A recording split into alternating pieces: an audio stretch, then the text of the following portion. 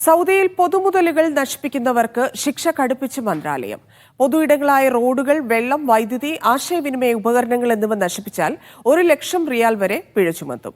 പൊതുസ്വത്തുക്കളുടെ സംരക്ഷണവും ജനങ്ങൾക്ക് തടസ്സമില്ലാത്ത സേവനങ്ങൾ ഉറപ്പാക്കുന്നതിനും ലക്ഷ്യമിട്ടാണ് ശിക്ഷ കടുപ്പിക്കുന്നതെന്ന് ആഭ്യന്തര മന്ത്രാലയ വൃത്തങ്ങൾ വ്യക്തമാക്കി. പൊതു സ്വകാര്യ സംരക്ഷണ നിയമപ്രകാരം അവതരിപ്പിച്ച ബില്ലിലാണ് കടുത്ത പിഴയുൾപ്പെടെ ശിക്ഷ വിഭാവനം ചെയ്യുന്നത്. റോഡുകൾക്ക് കേടുപാട് വരുത്തുകയോ തടസ്സപ്പെടുത്തുകയോ ചെയ്യുക, ഡ്രെയിനേജ് സംവിധാനങ്ങൾ തടസ്സപ്പെടുത്തുകയോ മനഃപൂർവ്വം കേടുപാടുകൾ വരുത്തുകയോ ചെയ്യുക തുടങ്ങിയ നിയമലംഘനങ്ങൾക്ക് 1 ലക്ഷം റിയാൽ വരെ പിഴ ചുമത്തും. ഇതിനു പുറമെ അറ്റകുറ്റപ്പണി ചെലവുകൾ ഉൾപ്പെടെയുള്ള എല്ലാ നാശനഷ്ടങ്ങൾക്കും നിയമലംഘകർ നഷ്ടപരിഹാരം നൽകണം. നിയമലംഘകരിൽ നിന്നും പണം കണ്ടെത്തുന്നതിൽ പരാജയപ്പെട്ടാൽ രാജ്യത്തെ റവന്യൂ നിയമപ്രകാരം നിയമപരമായ മാർഗങ്ങളിലൂടെ ചിലവുകൾ തിരിച്ചുപിടിക്കുന്നതിനും നിയമം അനുവാദം നൽകുന്നുണ്ട്. പെട്രോളിയം ഉൽപ്പന്നങ്ങൾ, മണ്ണ് പോലുള്ള അപകടകരമായ വസ്തുക്കൾ ഉപയോഗിച്ച് പൊതുറോഡുകളിൽ തടസ്സം സൃഷ്ടിക്കുന്ന വ്യക്തികൾക്ക് 3000 റിയാൽ പിഴ ചുമത്തും.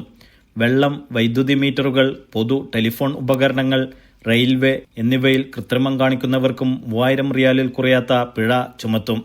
പൊതു ഇടങ്ങളിൽ നിയമവിരുദ്ധമായി പ്രവേശിക്കുന്നത് 2000 റിയാൽ വരെ പിഴ ലഭിക്കുന്നതിന് കാരണമാകുമെന്നും പുതുക്കിയ നിയമാവലി വിവരിക്കുന്നുണ്ട്. Naushad Irikkur, media 1, Dammam.